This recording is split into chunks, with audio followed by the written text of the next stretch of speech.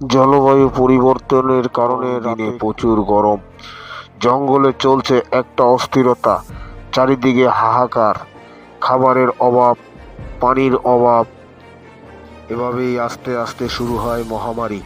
আর এই মহামারী ছড়িয়ে পড়ে সারা জঙ্গলে। এতে মারা যায় অনেক পশু পাখি, সবাই অসহায় বোধ করতেছিলেন। খাবারের অভাবে হরিণের ছানাগুলো ঘর থেকে বাহির হয়ে খাবারের সন্ধানে তারা আসে। বনের প্রাণীরা সবাই মিলে পরামর্শ করতে থাকেন, আমাদের এই মহামারী, এই বিপদ আমরা কি করে উদ্ধার করতে পারি। সবাই সবার মতামত প্রকাশ করতে থাকেন, কিন্তু কারো মতের সাথে কারো মত মিলতিছে না। তাই তারা একটা সমাধানে আসতে পারতেছেন না, কিন্তু চিন্তিত কি করে সমাধান করা যায়।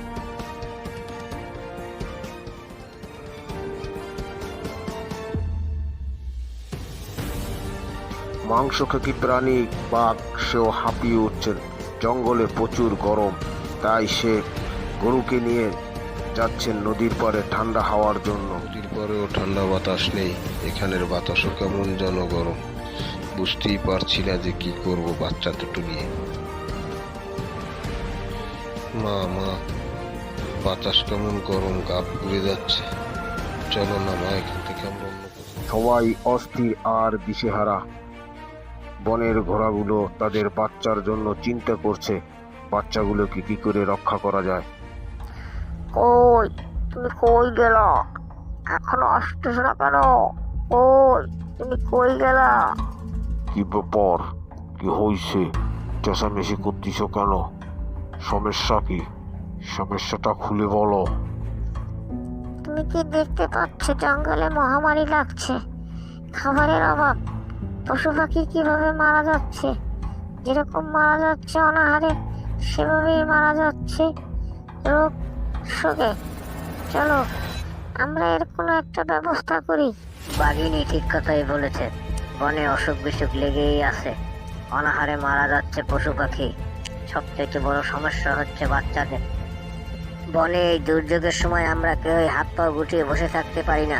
চলুন আমরা মহারাজের কাছে যাই, সিংহ মহারাজ কি বলে তাই শুনি, তার কাছ থেকে পরামর্শ করি। পরামর্শ করে আমরা সবাই মিলে একসাথে কাজ করি।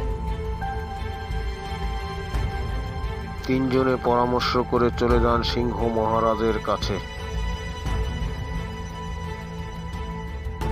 নদীর পানিতে শরীর ভাসিয়ে বেড়াচ্ছেন কুমিররা, আর নদীর পাড়ে ঠান্ডা হাওয়া খাওয়ার জন্য বসে আছেন সিংহ মহারাজ।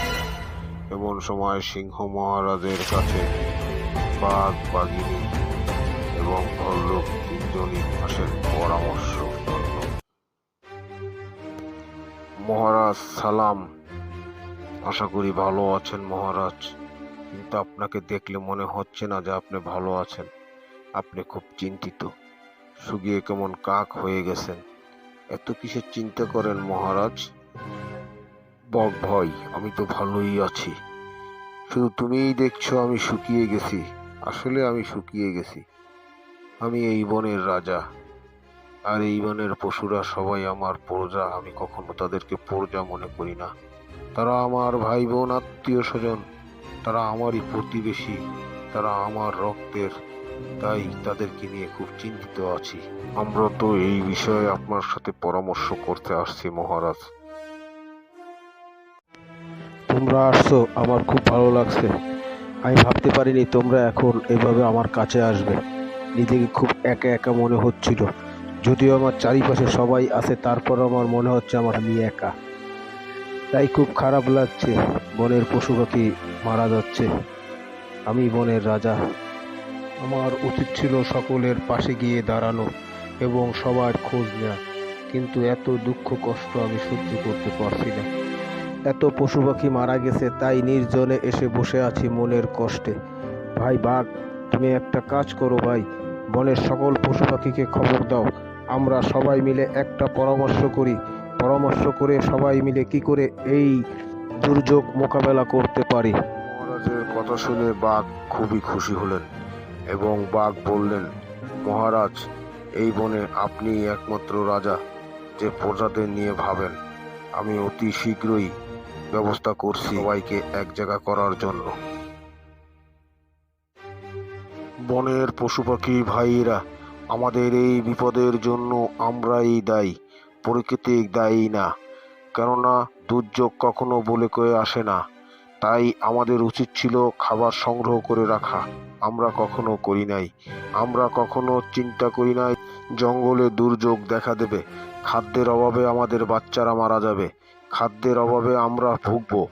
আর কখনোই এটাও চিন্তা করি নাই যে অসুখ বিসুখ আমাদেরকে পেয়ে বসবে। তাই আমরা এখন থেকে খাবার সংগ্রহ করে রাখবো।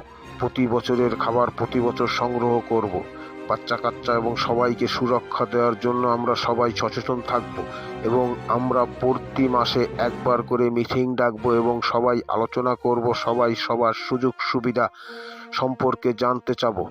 আমরা কখনোই এই ভুলটা আর করব না। সিংহ মহারাজের কথা শুনে সবাই খুশি হলো এবং সবাই জয়ধ্বনি দিতে থাকলো, সিংহ মহারাজ কি জয়। বনের পশু পাখি সবাই একসাথে মিলে কাজ করতে শুরু করলো এবং আস্তে আস্তে তারা সবাই শান্তিতে বসবাস করতে শুরু করলো।